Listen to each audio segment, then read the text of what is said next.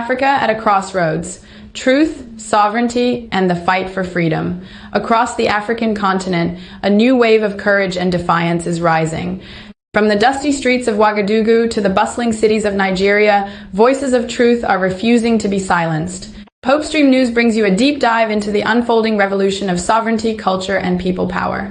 Burkina Faso, breaking the colonial tongue. In a bold and historic move, Burkina Faso, under Captain Ibrahim Traoré, has officially removed French as an official language, elevating indigenous languages like Moore, Bisa, Dioula, and Fula.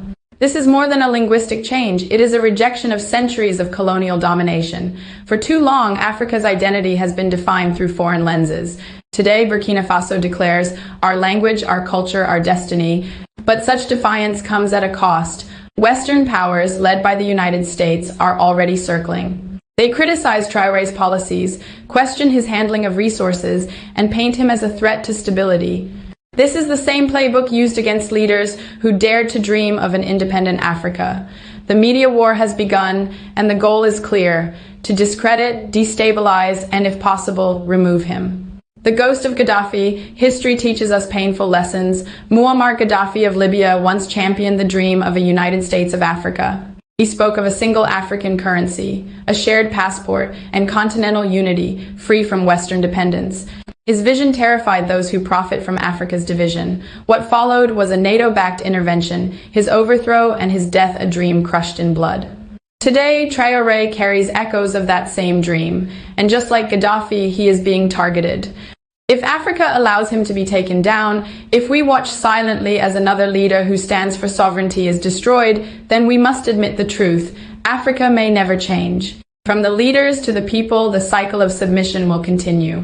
Nigeria's voice of truth, VeryDarkMan VDM. In Nigeria, the spirit of resistance lives through voices like Martin's Vincent Otse, popularly known as VeryDarkMan.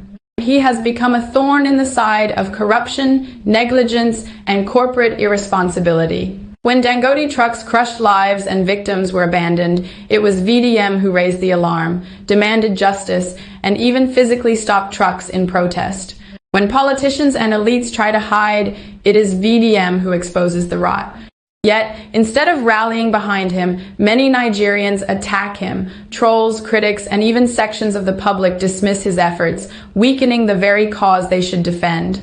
If VDM had the support of his people, Nigeria would already be on the path to revolution. If Traoré were a Nigerian leader, he might still be struggling because too many citizens sabotage their own truth-tellers. Africa's awakening or Africa's silence. From Burkina Faso to Nigeria, from Gaddafi's Libya to Mali's struggle against foreign mining giants, the message is the same: Africa must stand together. These are not isolated battles. They are chapters of the same story. The story of a continent with immense wealth but strangled by foreign powers and weakened by internal betrayal. HopeStreamNews calls it plainly: if we let them take down Traoré, Africa loses again. If we silence VDM, Nigeria loses again. If we keep repeating this pattern, then the people and the leaders are no different. The chains of exploitation will remain unbroken. A call to action. Africa is at a crossroads. Will we defend our voices of truth, or will we watch them fall one by one? Will we unite as one people, or will we continue to be divided and conquered? The time for fear is over. The time for excuses is over. The time for unity, courage, and truth is now. This is HopeStreamNews. Africa's voice. Africa's future, Africa's hope.